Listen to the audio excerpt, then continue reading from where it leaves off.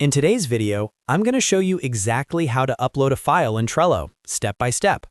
Whether you're managing projects, collaborating with a team, or organizing personal tasks, attaching files to your Trello cards is a powerful way to keep everything in one place. By the end of this tutorial, you'll know how to upload a file as a cover image and where to find it inside your card. If this video helps you out, make sure to hit that like button and subscribe to the channel for more simple and easy-to-follow Trello tutorials. Let's get started.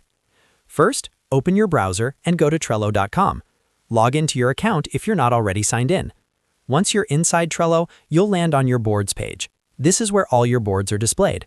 Boards are essentially your project workspaces, and each one contains lists and cards that help you organize tasks. Next, click on the board where you want to upload your file. Choose the specific board related to your project.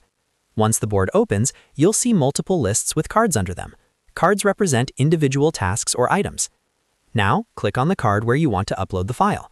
When you click on the card, a detailed view will open. This is where you can add descriptions, checklists, due dates, attachments, and more.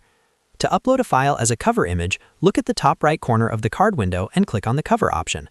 This allows you to customize the visual appearance of your card. After clicking Cover, select the option that says Upload a Cover Image. This will open your computer's file browser window.